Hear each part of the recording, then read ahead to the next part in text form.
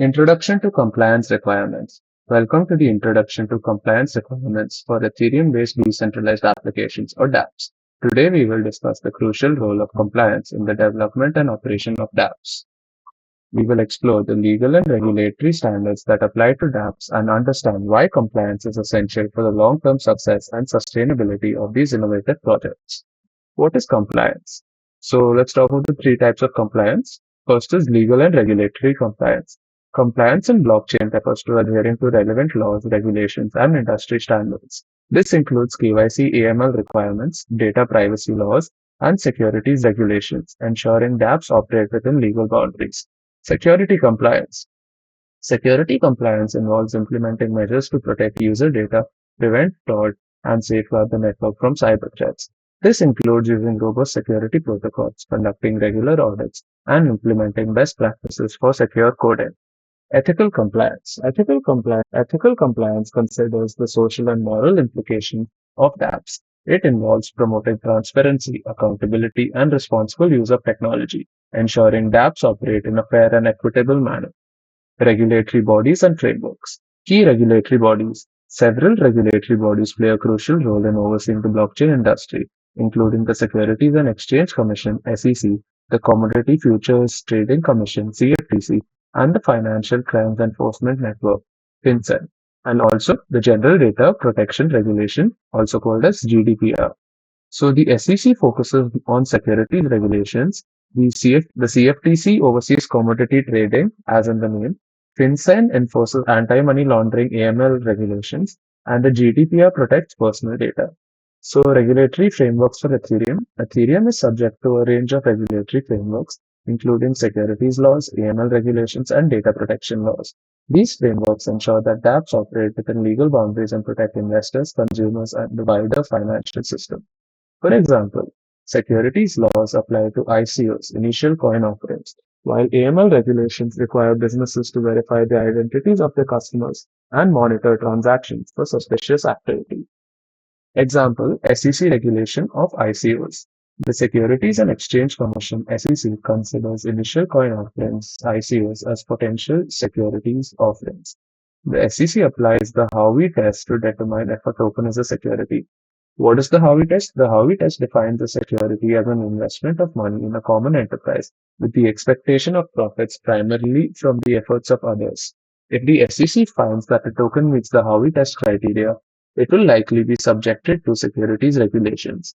This means that ICOs need to register with the SEC, comply with closure requirements, and also adhere to other security laws. The SEC has taken enforcement actions against ICOs that it has deemed to be unregistered securities offerings. Anti-money laundering AML requirements. Overview of AML regulations. Anti-money laundering AML regulations are designed to prevent financial criminals from using financial systems to launder illegal proceeds. AML laws require businesses to identify and verify their customers, monitor transactions for suspicious activity, and report any suspicious activity to the authorities. Key AML requirements for Ethereum applications. Ethereum-based apps are subject to AML regulations if they handle transactions involving fiat currencies or other assets that are considered to be money. AML requirements for dApps may include KYC procedures, transaction monitoring, and reporting suspicious activity to relevant authorities. Example, implementing AML procedures in a dApp. dApps can implement AML procedures by integrating KYC checks into their onboarding processes, using transaction monitoring tools to identify suspicious activity, and establishing reporting mechanisms for suspicious transactions. Implementing AML procedures can help dApps mitigate risk and demonstrate compliance with relevant regulations. Let's talk about an example, implementing AML procedures. Anti-money laundering procedures are essential for dApps handling fiat currencies or assets considered money. These procedures aim to prevent criminals from using financial systems to launder illegal proceeds. Implementing robust AML procedures can demonstrate compliance with relevant regulations, mitigate risk, and foster trust in the dApp ecosystem. One way to implement AML procedures is by integrating Know Your Customer or KYC checks into the onboarding process. This involves verifying the identity of users by collecting and verifying personal info. Another crucial aspect is transaction monitoring, where dApps analyze transactions for suspicious patterns or activities that may indicate money laundering. Finally, establishing reporting mechanisms for suspicious transactions ensures that relevant authorities are informed of potential illegal activity.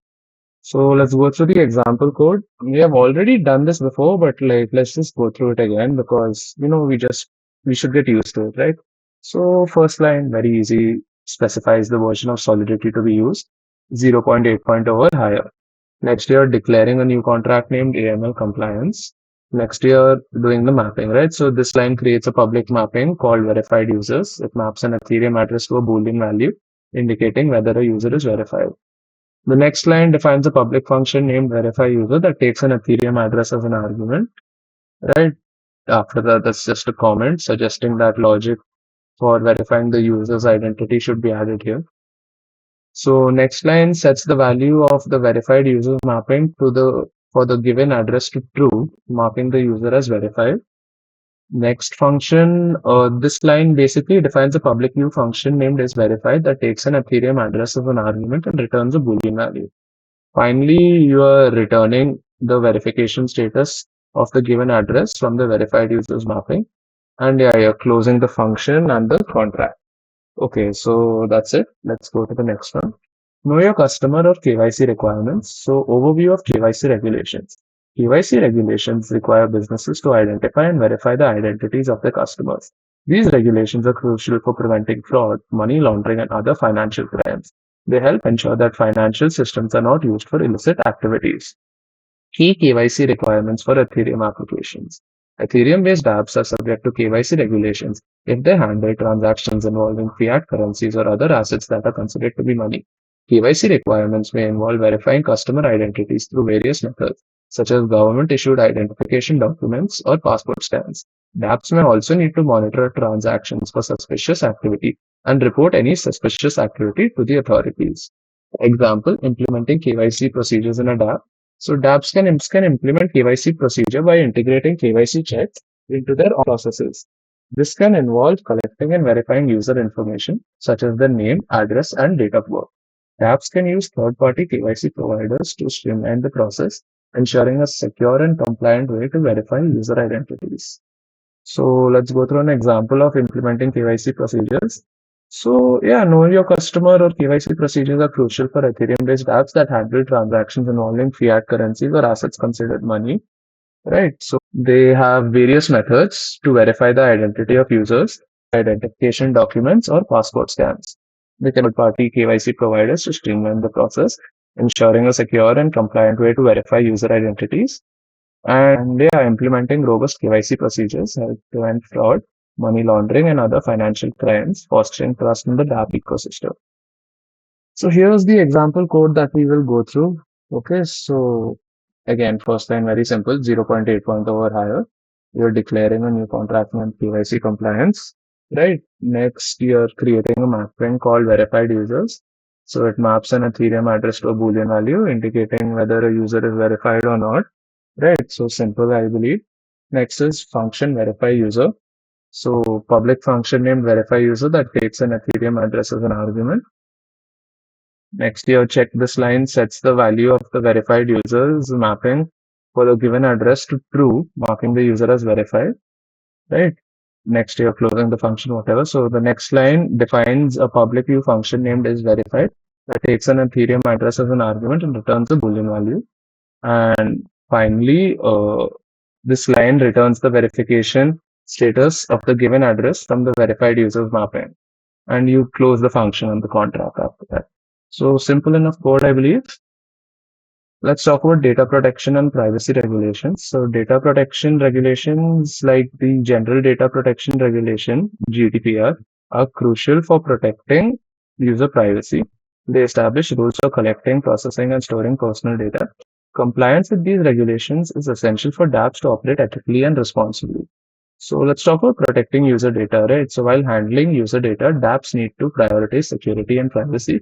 This involves implementing robust security measures to prevent data breaches, obtaining user consent for data collection, and ensuring that data is only used for its intended purpose.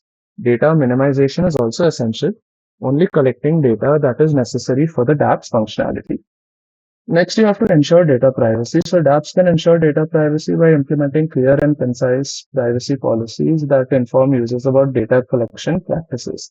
They should also provide users with options to control their data, such as the ability to access, modify, or delete their info. Regular data audits can help identify and address any privacy risks. So let's talk about an example that ensures data privacy. So data privacy is crucial for dApps handling user info. Protecting user data involves implementing robust security measures, obtaining user consent for data collection, and ensuring that data is only used for its intended purpose. One example of a data privacy measure is encrypting user data. This helps protect user info from unauthorized access or disclosure. So the next example code will demonstrate how to encrypt user data in a Solidity contract. The store data function encrypts the user's data before storing it, while the get data function returns the encrypted data. This approach ensures that the only authorized users can access the data, enhancing data security and privacy. So it's a simple enough code, but let's just go through it, right? So yeah, first again, Solidity 0.8 or higher, declaring contract called data privacy. You're creating a private mapping called encrypted data. It maps an Ethereum address to a byte 32 value, which is intended to store the encrypted data. Next, a public function is defined called store data that takes an Ethereum address and a byte 32 data value as argument. Next, you're setting the value of encrypted data mapping for the given address to the provided data, storing the encrypted data. Next, after that, you define a public view function named getData that takes an Ethereum address as an argument and returns a bytes 32 value. And finally, in the end, you're returning the encrypted data associated with the given address from the encrypted data mapping. Yeah, so simple enough, I believe. Let's go to the best compliance practices. So regular audits and updates. Regularly audit your Ethereum application's code and processes to ensure ongoing compliance with relevant regulations. Implement a process to update your application as new regulations emerge or existing ones are revised. Transparency and documentation. So transparency is key to building trust with users. Clearly document your compliance practices and make this documentation readily available. Include details about how to handle user data, right? Conduct KYC checks and monitor transactions for suspicious activity. Best practices for compliance. So integrate compliance into your application's development lifecycle itself. Conduct security audits and penetration testing. Implement robust KYC procedures and transaction monitoring tools to prevent money laundering and other financial crimes. Let's talk about a few tools for compliance management. So KYC tools like Truly help verify user identities. They provide comprehensive KYC checks, reducing risk and ensuring compliance with regulations. These tools streamline the onboarding process, making it easier for dApps to comply with KYC requirements. AML tools. AML tools like the Chainalysis monitor transactions for suspicious activity. They help identify and mitigate money laundering risks, enabling dApps to meet AML regulations. These tools provide real-time insights into transaction patterns, aiding in detecting potential illegal activity. Security auditing tools. Security auditing tools like OpenZeppelin help identify vulnerabilities in smart contracts. They ensure the security of dApps, protecting user funds and maintaining regulatory compliance. Right? These tools provide comprehensive audits addressing potential security risks and ensuring a secure development process. So let's take an example of using Chainalysis for AML. So it's a leading blockchain analytics platform that provides insights into cryptocurrency transactions. Its features include transaction monitoring, risk scoring, and investigations. Chainalysis can help dApps identify and mitigate money laundering risks. Integrating Chainalysis into a dApp involves setting up an API connection. This allows the dApp to send transaction data to Chainalysis for analysis. So let's take a case study, right? Compliance in practice. So this case study examines a dApp that successfully implemented compliance measures. The dApp, a decentralized marketplace for digital assets, faced challenges in verifying user identities and, ensuring data privacy. So to address these challenges, the dApp integrated robust KYC procedures and adopted a privacy by design approach. The dApp incorporated third-party KYC providers to streamline the identity verification process, also implemented encryption protocols to protect user data and limited data collection to only essential info. This case study highlights the importance of proactively integrating compliance measures into dApp development to mitigate risks and foster user trust. So let's talk about addressing compliance challenges. So first, common challenges, right? Compliance can be challenging, especially for dApps. Developing a comprehensive understanding of complex regulations and maintaining ongoing compliance are major hurdles. Additionally, resources may be limited, and the rapidly evolving regulatory landscape poses challenges for keeping up. So strategies to overcome these challenges. Proactive measures are essential. Partnering with legal and compliance experts provides valuable guidance and support. Implementing automated compliance checks simplifies the process and minimizes risks. Adopting a culture of compliance within the organization is crucial to ensure that everyone is committed to maintaining compliance. So let's talk about an example, which is automated compliance checks. Automated compliance checks streamline the process of verifying user identities and monitoring transactions for suspicious activity. These checks can be integrated into Ethereum-based apps, enhancing efficiency and reducing the manual effort. By automating compliance tasks, dApps can achieve greater accuracy and consistency in their compliance processes. The example code showcases a simple implementation of automated KYC checks within a Solidity contract. The automated check function can be used to perform automated checks and update the verified users mapping. So here's the example code. Let's just go through this code. I think this would be the last code we're covering in this module, right? So again, simple Pragma Solidity 0.8.0 or higher.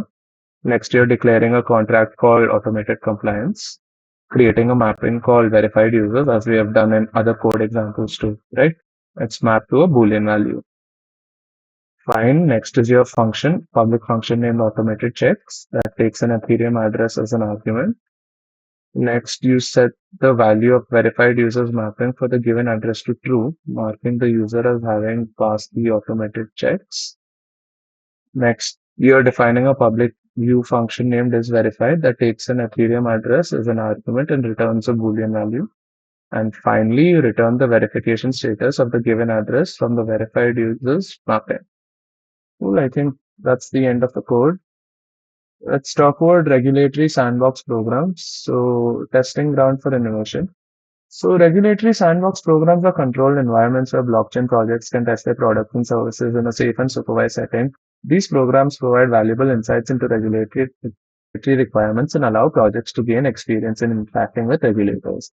So, what are the benefits for blockchain projects? Participation in regulatory sandbox program offers numerous advantages for blockchain projects. It can help them refine their business models, identify potential regulatory challenges, and gain valuable feedback from regulators. This can lead to faster adoption and wider market acceptance. Let's take an example, UK's Financial Conduct Authority. The UK's Financial Conduct Authority, or FCA, operates a regulatory sandbox program specifically for blockchain projects. The program provides a framework for testing innovative financial products and services, including cryptocurrencies, and gaining regulatory approval for their launch. So, collaboration with regulators, regulatory sandbox programs facilitate collaboration between blockchain projects and regulators. This fosters dialogue and understanding, promoting responsible innovation within the blockchain ecosystem. It allows for early identification of potential risks and the development of appropriate regulatory frameworks. Collaboration with regulators. So let's understand the importance of collaboration. Collaborating with regulators is essential for the long-term success of any app. It helps ensure compliance with regulatory requirements, build trust with users, and create a stable and predictable environment for the project. So let's talk about methods for effective collaboration. There are various methods for effective collaboration with regulators. Engaging in dialogue and open communication is crucial. Participating in regulatory sandboxes or working with industry associations can facilitate constructive interaction and understanding. Engaging during dApp development. Engaging with regulatory bodies during the early stages of dApp development is highly beneficial. Seeking guidance on regulatory frameworks and best practices can help avoid potential issues later in the process and ensure the project is aligned with regulatory expectations. So finally, let's go through a summary. And yeah, as you know, Q&A on the Discord server, as you have been doing till now. So this presentation has covered essential compliance considerations for building dApps on the Ethereum blockchain. We have explored regulatory frameworks, best practices, and tools to ensure that your dApp adheres to legal and ethical standards. We also looked at emerging trends in compliance, including regulatory sandboxes and the role of AI. Let's open the floor for questions and clarifications you may need. As you know, Discord server.